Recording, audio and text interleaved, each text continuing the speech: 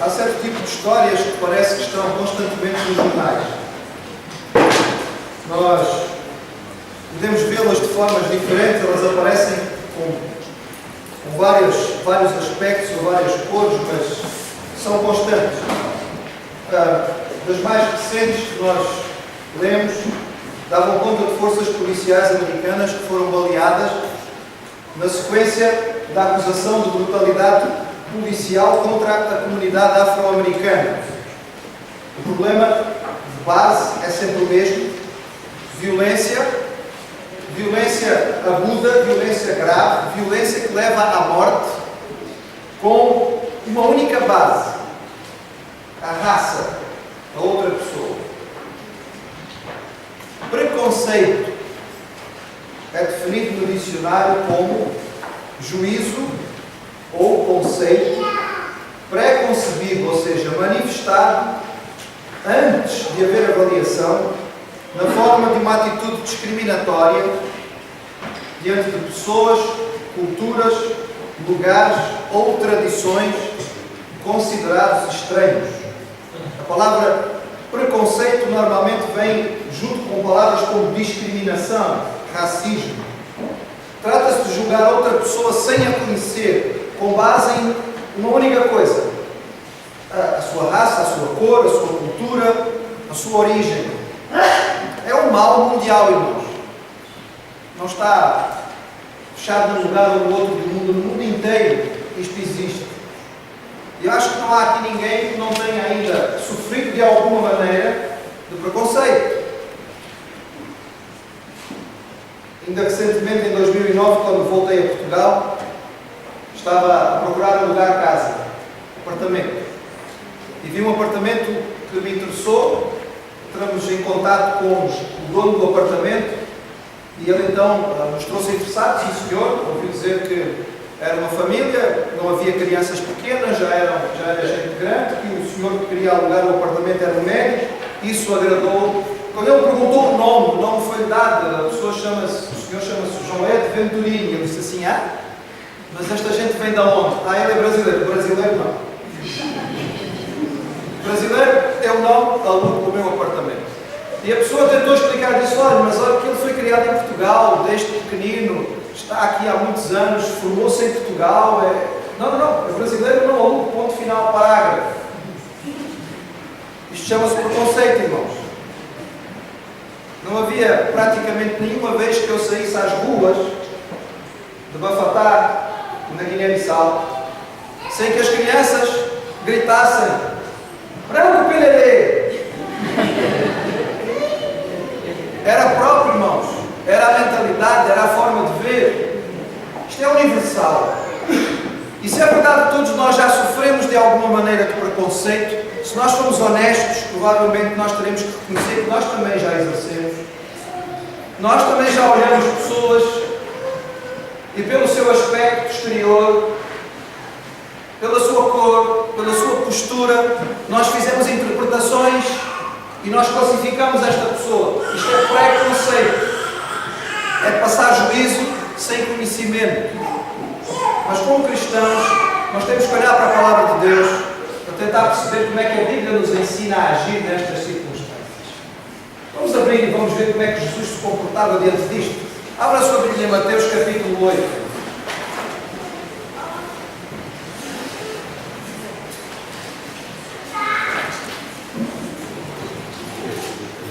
Mateus capítulo 8. Nós encontramos este texto, este episódio, em Mateus e em Lucas.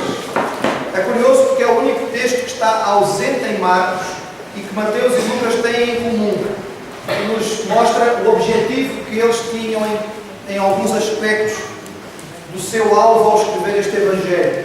E os relatos, apesar de serem comuns, têm algumas particularidades diferentes, e eu quero que nós olhemos para os dois, para que os irmãos possam eventualmente tirar alguma dificuldade que tenham, porque às vezes temos e nunca falamos sobre isto.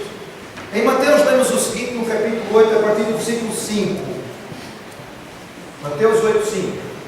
Entrando Jesus em Cafarnaum, dirigiu-se a ele um centurião, pedindo-lhe ajuda, e disse: Senhor, meu servo está em casa paralítico em terrível sofrimento. E Jesus lhe disse: eu irei curá-lo. Respondeu o centurião: Senhor, não mereço receber-te debaixo do meu teto. Diz apenas uma palavra e o meu servo será curado. Pois também eu sou homem sobre autoridade e tenho soldados às minhas ordens. E digo a este: vai, e ele vai, e ao outro: vem, e ele vem, e ao meu criado: faz isto, e ele o faz. E maravilhou-se Jesus ouvindo isto, e disse aos que o seguiam: em verdade vos digo, que nem mesmo em Israel encontrei tamanha fé. Mas eu vos digo que muitos virão do Oriente e do Ocidente e assentar-se-ão à mesa de Abraão, Isaque e Jacó no reino dos céus. E os filhos do reino serão lançados nas trevas exteriores, e ali haverá pranto e ranger de dentes. Então disse Jesus ao centurião: vai, e como creste, que seja feito. E naquela mesma hora, o seu criado sarou. Vira um bocadinho, irmãos, para Lucas capítulo 7.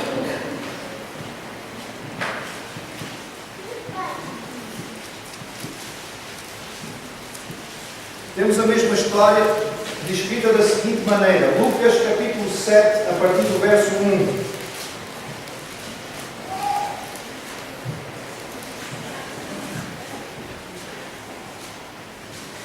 Diz assim: e depois de concluir todos estes discursos perante o povo, entrou em Cafarnaum.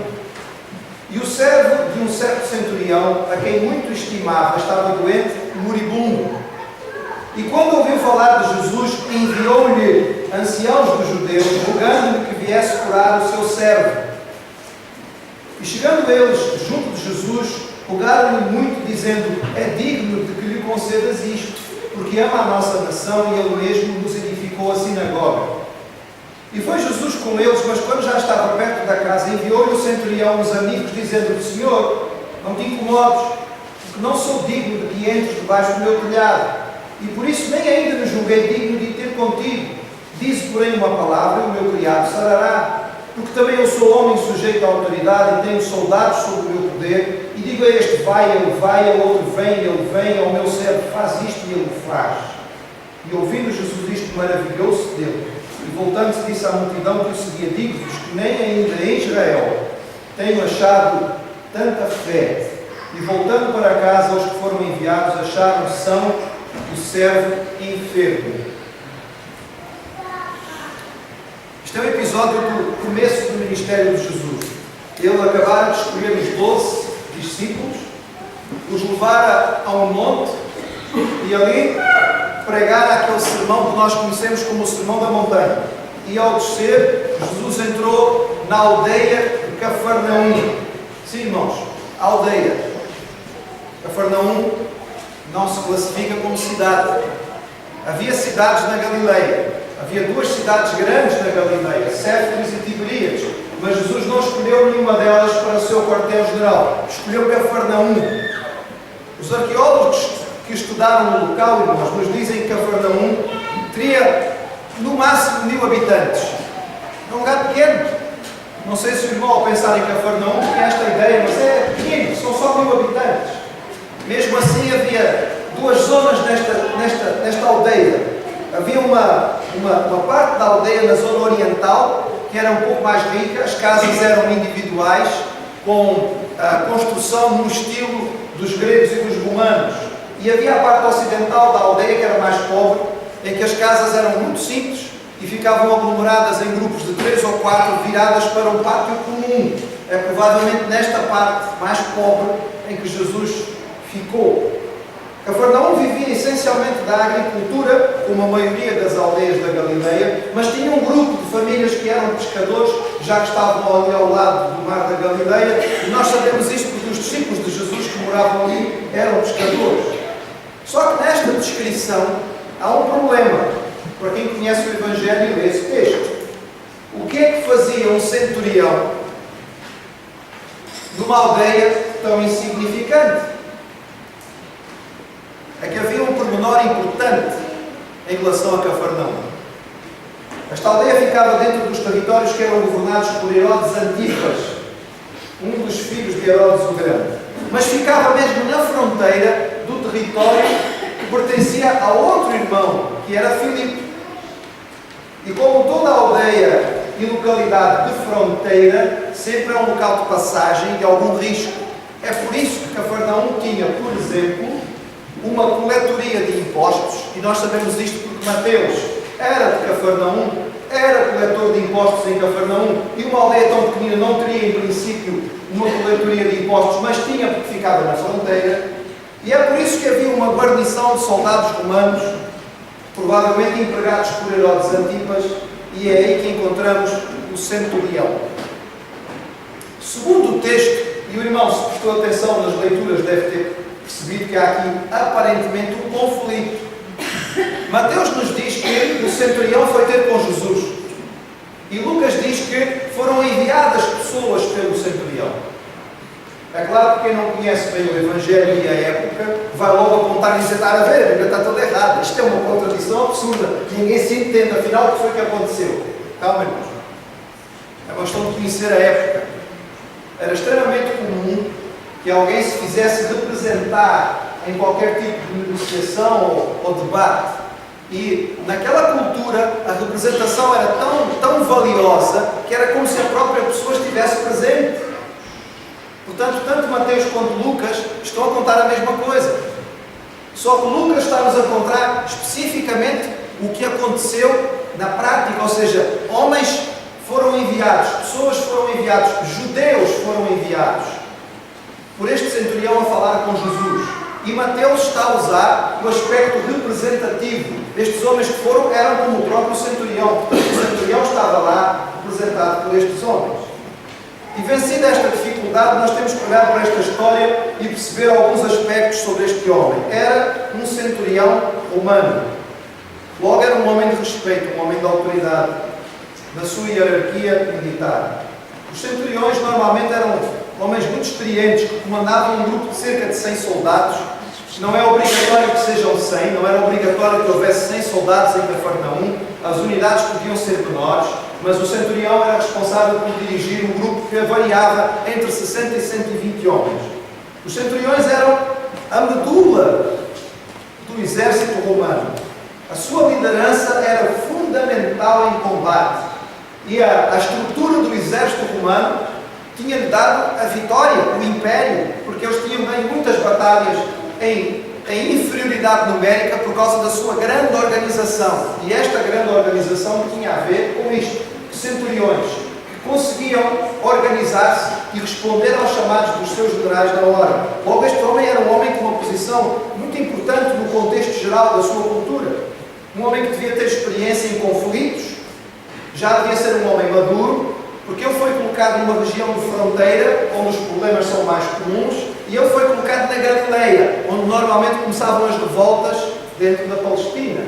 Portanto, temos uma figura de alguém maduro, experiente, com uma vida já usada ali no campo militar, um homem respeitado. Mas este homem tinha uma capacidade de adaptação extraordinária. Ele vivia num contexto em que os romanos eram profundamente odiados. Os galileus odiavam Roma e odiavam os romanos. E, no entanto, nós vemos que este homem tinha apreço por parte dos judeus da sua cidade. Eles aceitavam ser enviados por ele para levar o recado. E, inclusive, disseram a Jesus: não, ele é digno, olha, foi ele que construiu a nossa sinagoga. Portanto, no contexto em que o romano era odiado, este centurião era respeitado. E no contexto em que os romanos normalmente desprezariam, porque a maioria dos romanos desprezava a região da Galileia e da Judeia como um canto insignificante do império, nós temos um centurião que valorizava a cultura da terra. Ele conhecia os costumes. Ele construiu a sinagoga. Ele sabia que Jesus, como judeu, não podia entrar na sua casa sendo ele gentil. O que mostra um conhecimento da cultura e um respeito por um povo que normalmente o seu povo desprezava, significativo.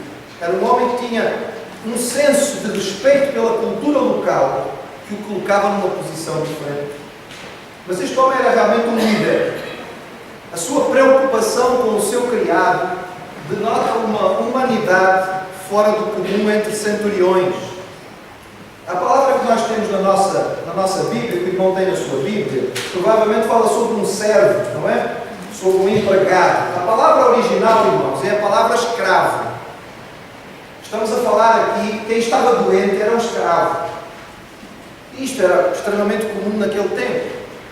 Este centurião tinha provavelmente vários escravos, mas este seria talvez o seu escravo pessoal. Seja como for, era um homem responsável por tarefas inferiores e, no entretanto, nós vemos este centurião profundamente preocupado com a situação do seu escravo.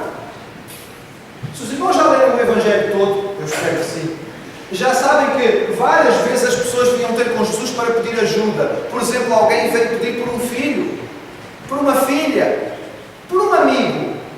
Mas este centurião pede por um escravo. Nos faz ver que este homem tem um senso de humanidade diferente. A sua preocupação em que o seu escravo possa ser curado deve nos marcar. É um líder que sofre pelos seus liderados. É um bom exemplo de como comandar. E este homem mostra uma humildade fora do comum, principalmente para alguém que ocupava uma posição como ele, de centurião, de comando. Os irmãos perceberam o jogo de palavras que existe no texto, sobretudo aqui em Lucas? Aqueles homens que foram representar o centurião diante de Jesus, chegaram a dizer assim: Senhor, ele é digno. E o que foi que o centurião disse de si mesmo? Não sou digno. Meus irmãos, este é daqueles que a gente diz assim, só faltava ser crente, não é?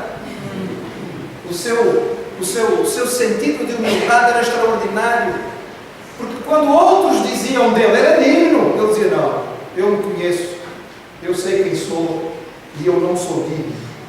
Quando nós lembramos que este homem fazia parte da raça dominadora, Roma, que ele era o chefe militar, que ele ocupava uma posição de autoridade e que ele está a mandar emissários para falar a um simples rabi de uma região inferior do império, a sua atitude nos surpreende pela positiva.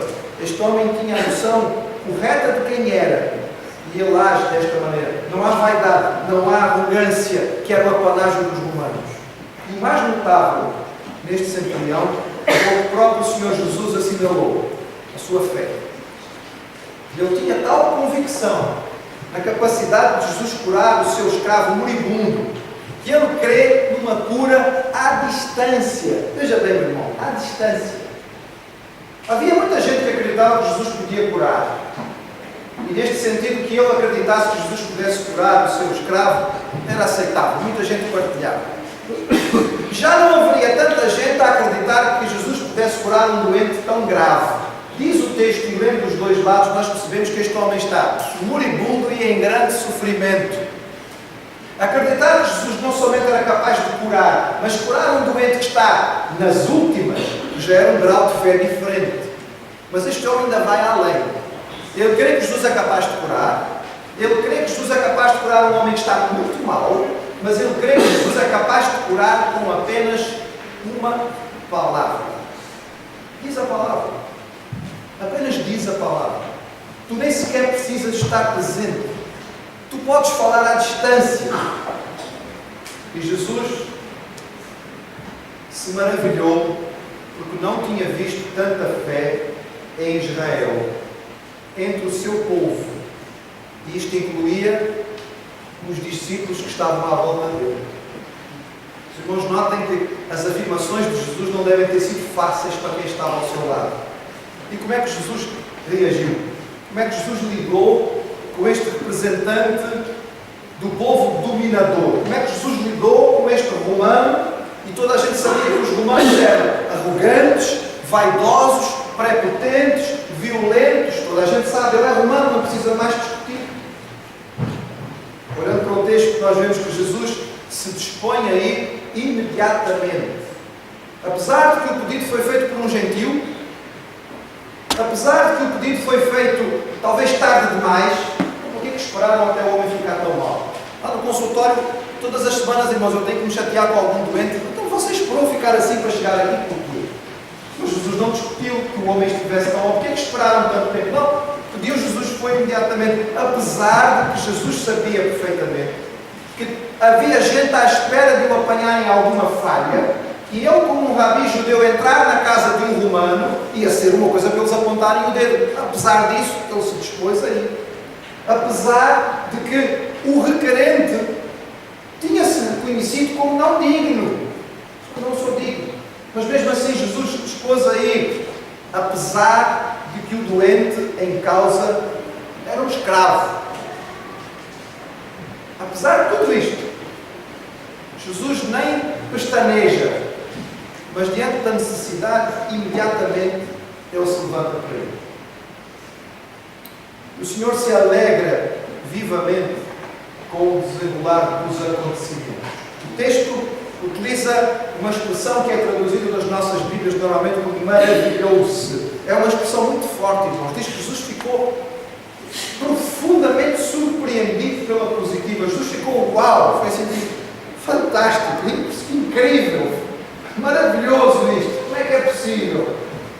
E diante do que Jesus se maravilhou, o que foi que alegrou o coração de Jesus?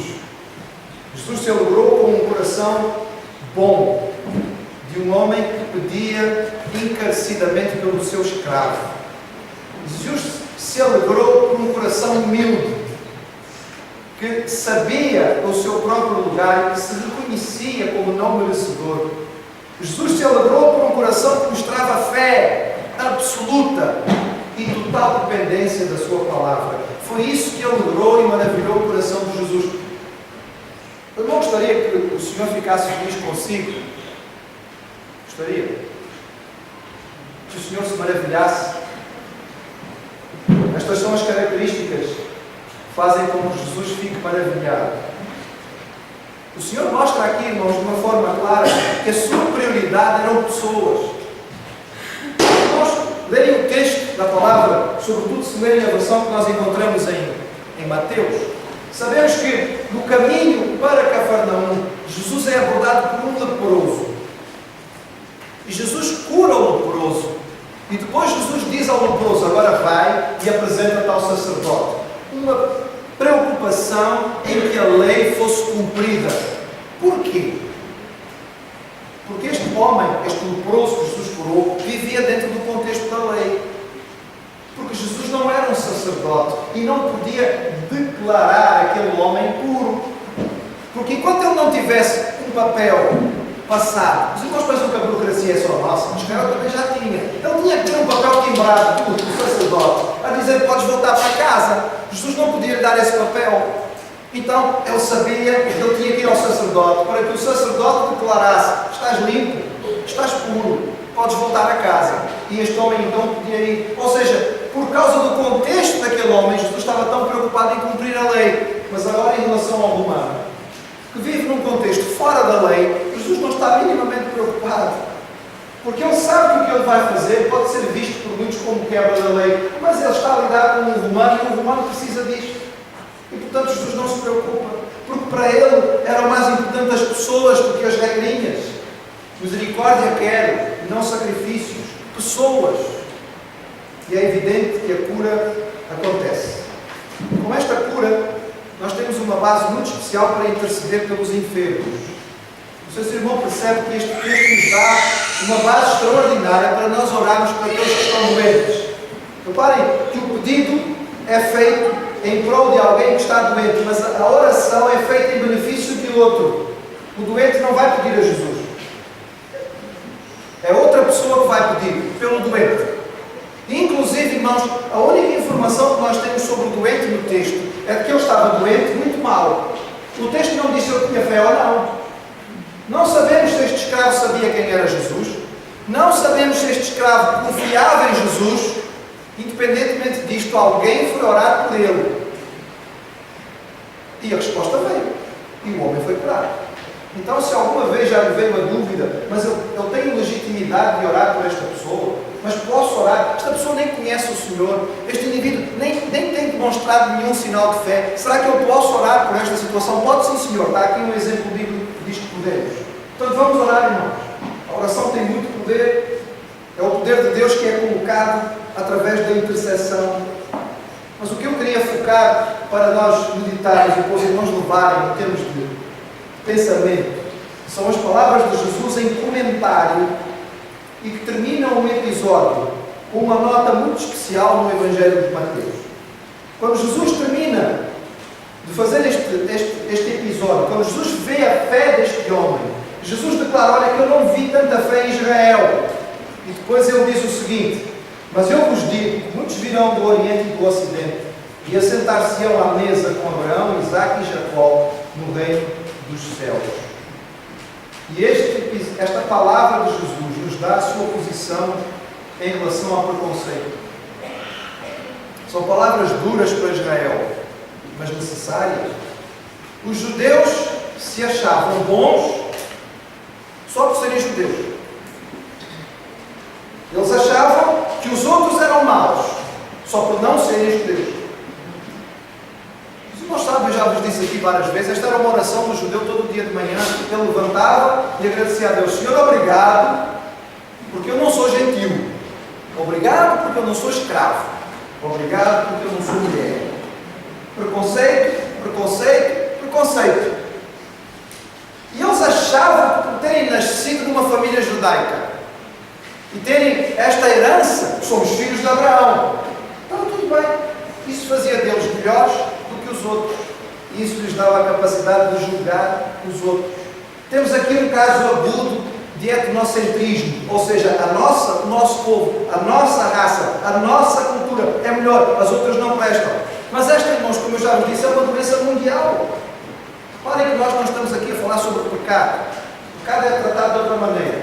Quem peca tem que enfrentar as consequências do seu pecado. Não é disso que estamos aqui a falar. Estamos a falar de cultura, estamos a falar de costumes, estamos a falar de raça, estamos a falar de povo, estamos a falar de diferenças que não têm a ver com o pecado, têm a ver com o contexto em que a pessoa cresce. E Jesus deixa claro que o que conta não é a raça, não é a cultura, não é a cor da pele, não é o grupo social, nem a família.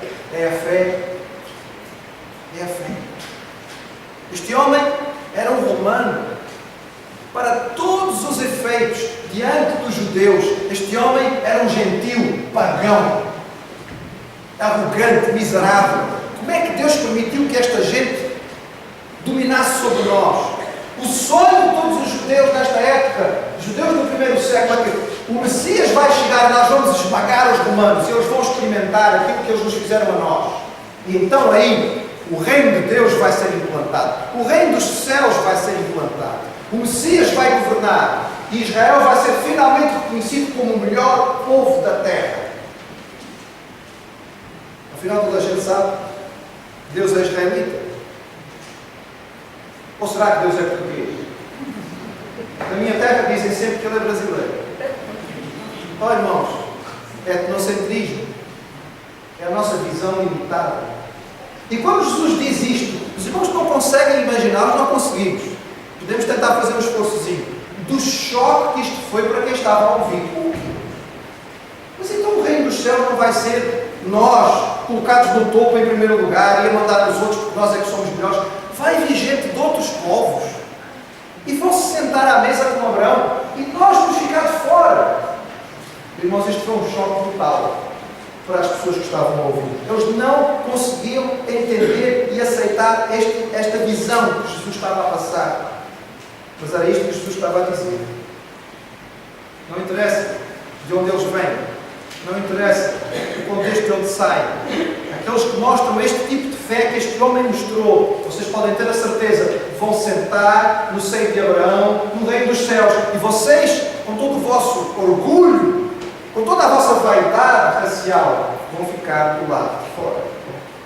Cristãos bíblicos, filhos de Deus salvos pela graça, nós devemos saber, irmãos, que pecadores somos todos. Necessitados da graça, somos todos. Dependentes da ação do Espírito Santo para ter uma nova vida, somos todos. Não podemos aceitar a mentira que o pecado trouxe e que nos leva a julgar sem conhecer, a discriminar sem verificar. Isto é o propósito do príncipe das trevas, que se alegra com a divisão. Nós somos filhos da luz. Queremos ser conhecidos como filhos de Deus, com um ministério de reconciliação para todos os povos, raças, tribos e nações, porque a visão celestial diz que todos vão estar lá presentes. Quando um galileu no tempo de Jesus ouvia falar sobre o reino dos céus, a visão que ele tinha era totalmente diferente daquela que Jesus anunciava. Por isso Jesus começou o seu ministério dizendo: arrependei-vos. Normalmente a nossa interpretação é pessoal, e ela é pessoal também. Mas a palavra que Jesus usava era metanoia, uma palavra grega que significa: olha, mudem a vossa mente, mudem o vosso entendimento. Vocês acham que o reino dos céus é isto, mas não é. Mudem a vossa compreensão. O reino dos céus não veio para exaltar os judeus como povo. O reino dos céus veio para alcançar toda a humanidade e todos aqueles que se curvarem à dominação do Senhor. Será que nós percebemos isto? Será que nós compreendemos que o mundo novo que o Senhor trouxe não era aquele que por vezes nós podemos estar à espera? Será que nós temos vivido aquilo que o Senhor deseja, ou temos nos firmado em nossos próprios conceitos? O preconceito envolve pessoas e ideias e nos limita na nossa avaliação prévia, julgando com base na diferença, com base nas nossas ideias que já foram estabelecidas. O Senhor nos chama a avaliar com mais cuidado. Há gente boa e há gente má em todos os povos do mundo. Há gente boa e há gente má em todas as raças da terra. Em que estamos baseando a nossa avaliação. Nós devemos olhar para a atitude do nosso Senhor, examinar o nosso coração e pedir a Ele que abra o nosso entendimento e a nossa capacidade. Nós somos servos do Senhor que foi capaz de fazer de um samaritano, um povo desprezado pelos judeus, o herói de uma das suas histórias mais conhecidas. Porque ele sabia que a divisão entre o bem e o mal não estava do lado de fora. Nós somos bons, os outros são maus. Ele sabia que a divisão entre o bem e o mal está dentro do seu coração, está dentro do meu coração. Todos nós temos o potencial de sermos instrumentos na mão de Deus para refletir a sua glória e sermos extraordinários nas mãos do Senhor.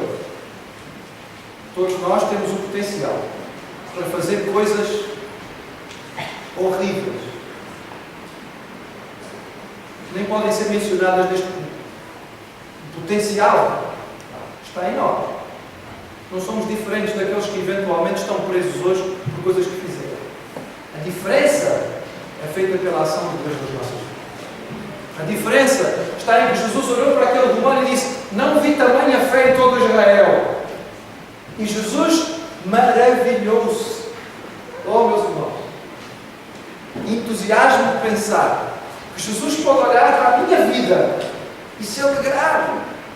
Que Ele pode olhar para a minha vida e talvez dizer aos anjos que estão à sua volta: olha ali, uau, não estava à espera disto, está a ver, olha que coisa fantástica. Quando alguém se deixa dominar pelo meu espírito, olha o que acontece. Será que o Senhor ainda pode se maravilhar hoje? Eu creio que sim, irmãos. Estas são as características. Maravilha-se Ele com a tua vida, com a nossa vida. Este é o apelo da palavra do Senhor para todos nós. Eu quero que o Senhor se maravilhe com a minha vida. Eu quero que Ele se alegre com aquilo que Ele vê no meu dia a dia. Eu quero que Ele tenha satisfação naquilo que o seu servo faz, na maneira como Ele vive. Eu quero brilhar. Quero brilhar. E espero que todos nós também queremos. Este texto termina bem, irmãos, com este hino que diz: brilha no meio do teu viver.